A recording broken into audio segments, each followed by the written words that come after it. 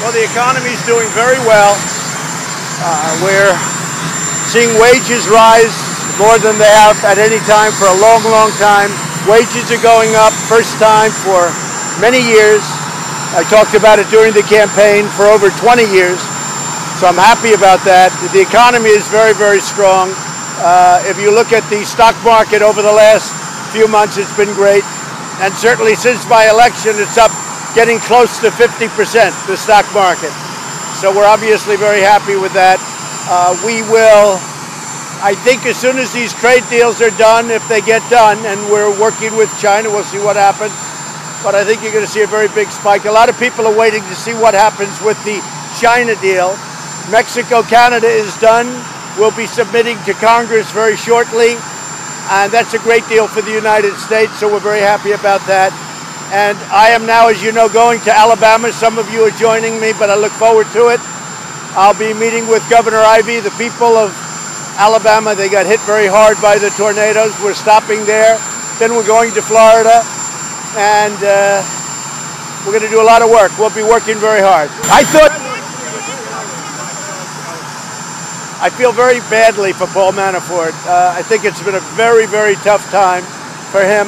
But if you notice, both his lawyer, a highly respected man, and a very highly respected judge, the judge said there was no collusion with Russia.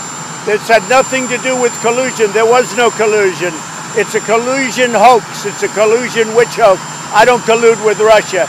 So I just want to tell you that his lawyer went out of his way, actually, to make a statement last night. No collusion with Russia. There was absolutely none. The judge, I mean, for whatever reason, I was very honored by it, also made the statement that this had nothing to do with collusion with Russia.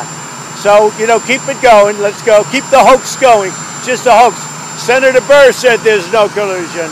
You look at Devin Nunes and the House Intelligence Committee, they said there's no collusion.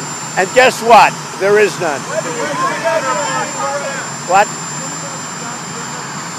Well, it's a step. I think you'll probably find out it averages out.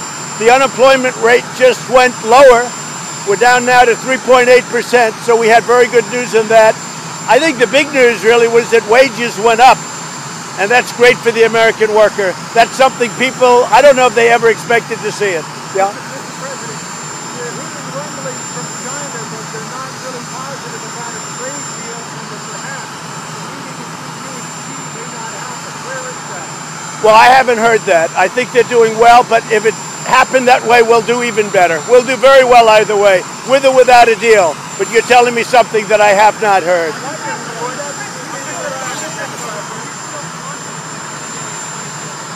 Yeah, sure, I'm confident. But if we don't make a very good deal for our country, I wouldn't make a deal. If this isn't a great deal, I won't make a deal.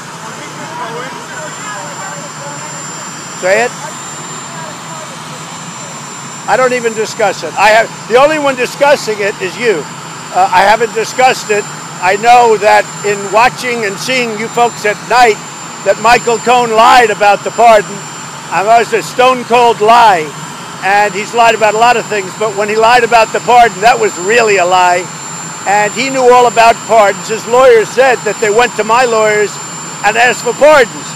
And I can go a step above that, but I won't go do it now.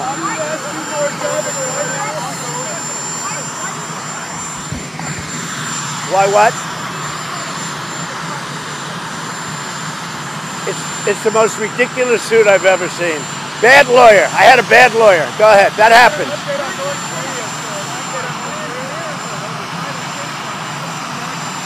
We'll make a comment on it.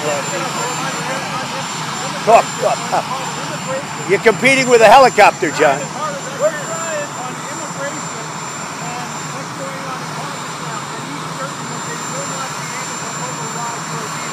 Well, I think that it's going very well. The border, we're doing a great job. We're apprehending record numbers of people, 75,000 over the last short period of time. That's a lot of work, and with a wall, we wouldn't have to do it. No, I think we're doing fine in Congress. They understand it's an emergency.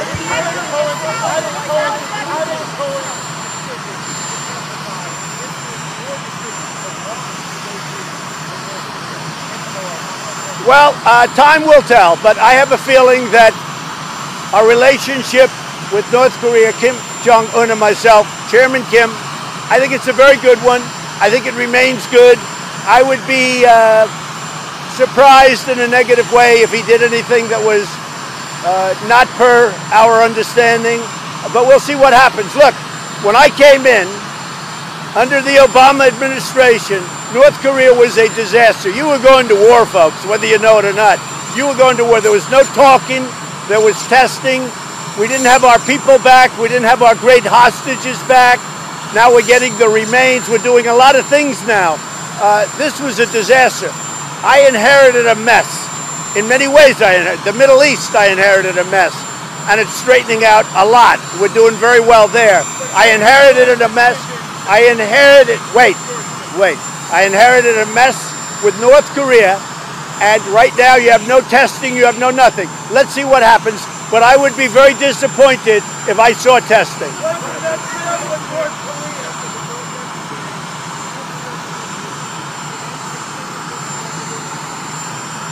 I thought yesterday's vote by the House was disgraceful, because the Democrats have become an anti-Israel party. They've become an anti-Jewish party. And I thought that vote was a disgrace.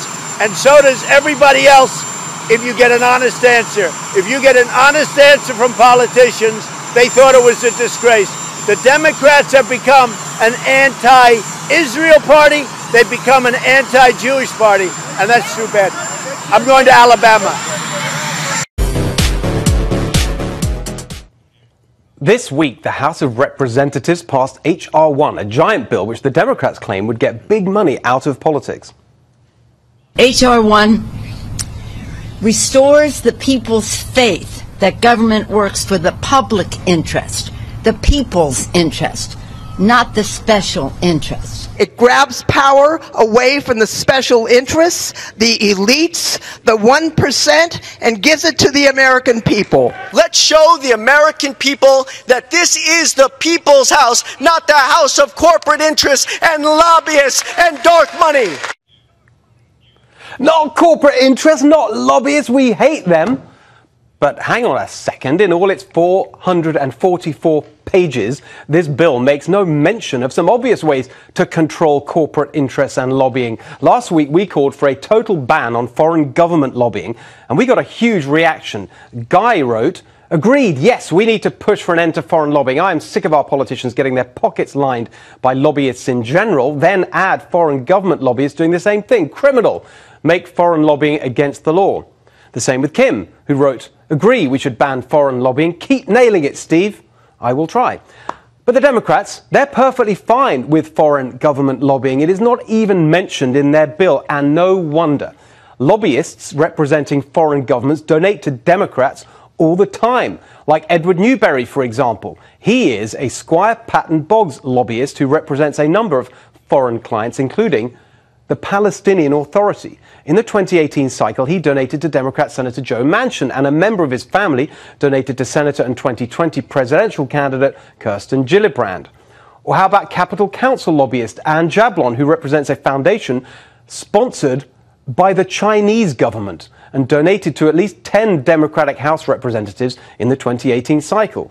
Next, conflict donors. In my book, Positive Populism, I called for a total ban on conflict donors. I said that all politicians must recuse themselves from any legislative work on any issue involving a current or past donor. But the Democrats, they're totally fine with special interests bribing the members of Congress who regulate them. It's not even mentioned in their bill. And no wonder, in the 2018 cycle, Democrat Congressman and chair of the House Energy and Commerce Committee, Frank Pallone Jr., took over $100,000 from the electric utilities industry. House Democrat and Armed Services Committee Chairman Adam Smith received over $200,000 from defense companies, including Boeing and Northrop Grumman. And House Financial Services Committee Chairwoman Maxine Waters took over $300,000 from the financial industry. And that's only the 2018 cycle.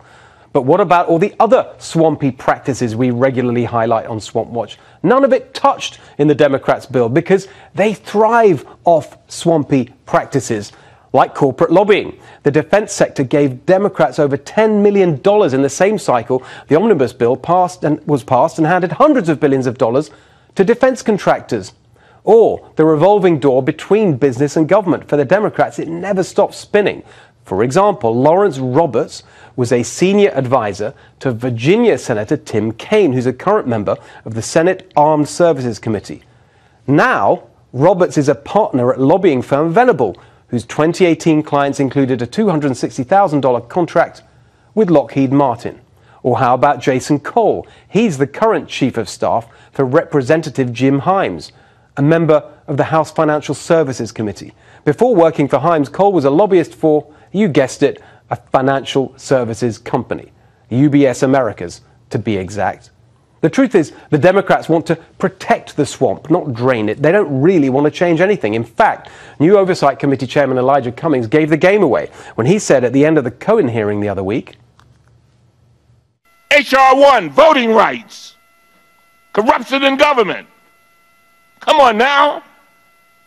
We can do more than one thing. And we have got to get back to normal. There you have it. Back to normal. Back to lobbyists writing legislation. Back to big donors literally buying the outcomes they want.